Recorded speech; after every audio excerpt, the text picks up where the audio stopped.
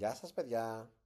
Σήμερα θα μιλήσουμε για τους κανόνες στο εργαστήριο της πληροφορικής. Κανόνας πρώτος. Τρώω το φαγητό στο διάλειμμα και όχι στο εργαστήριο. Να θυμόμαστε ότι δεν πρέπει να φέρνουμε αναψυκτικά και νερά μέσα στο εργαστήριο. Είναι πολύ σημαντικός κανόνας. Κανόνας δεύτερος. Οι τσίχλες φυσικά απαγορεύονται στο χώρο του εργαστηρίου. Πρέπει να το θυμόμαστε. Άρα ποτέ τσίχλες. Επόμενος κανόνας.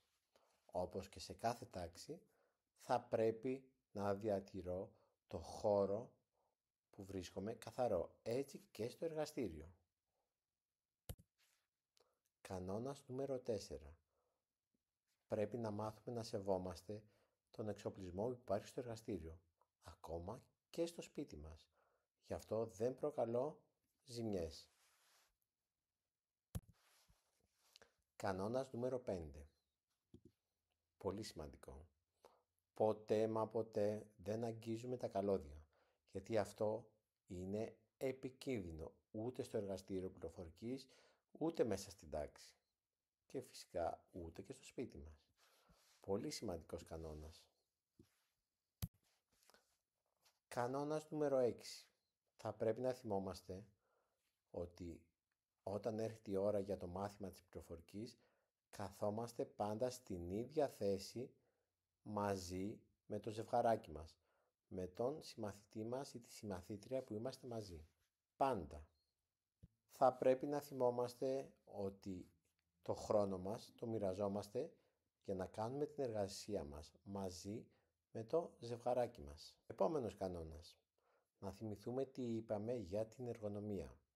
Ότι αν όταν κάθομαι στον υπολογιστή δεν κάθομαι σωστά όπως πρέπει, σύμφωνα με τους κανόνες, θα έχω πόνους στην πλάτη, στο λαιμό και φυσικά στα πόδια, με τη χρόνια χρήση.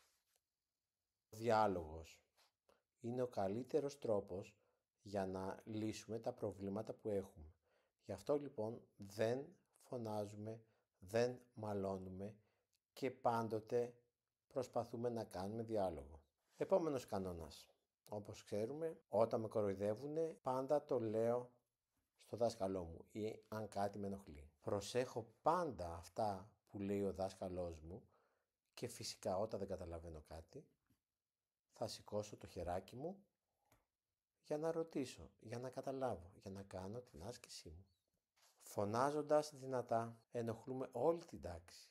Κάποιοι συμμαθητές σας δεν μπορούν να κάνουν την άσκηση όταν υπάρχουν φωνές. Γι' αυτό θα πρέπει να περιμένετε τη σειρά σας. Πάρα πολύ βασικό. Περιμένουμε.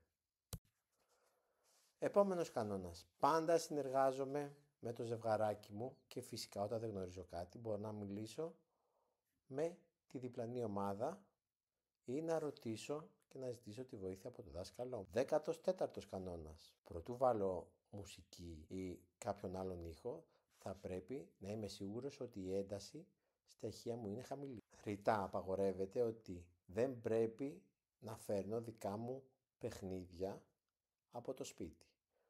Παίζουμε μόνο τα παιχνίδια που είναι μέσα στο εργαστήριο και τα έχει λέξει ο δάσκαλός μας. Στο διαδίκτυο θα πρέπει να προσέχουμε όπως έχουμε πει. Το διαδίκτυο έχει πάρα πολλούς κινδύνους, γι' αυτό ό,τι δεν ξέρουμε συμβουλευόμαστε τους γονείς μας ή το δάσκαλό μας. Η συνομιλία με αγνώστους στο σχολείο, στο σπίτι είναι επικίνδυνη, γι' αυτό πάντα συμβουλεύομαι το δάσκαλό μου. Συγκρατώ το θυμό μου για ό,τι δεν εκτελείται σωστά. Και ό,τι πρόβλημα έχω, ενημερώνω το δάσκαλό μου. Καλό είναι να μην νευριάζω. Όλα μπορούν να λυθούν. Βασικός κανόνας. Θα πρέπει πάντα να αποθηκεύω τις εργασίες μου στο φάκελό μου. Και τέλος, όταν τελειώσει το μάθημα, παίρνω όλα τα πραγματάκια που έχω φέρει στο εργαστήριο, σβήνω και τερματίζω τον υπολογιστή μου κανονικά και βάζω την καρέκλα στη θέση.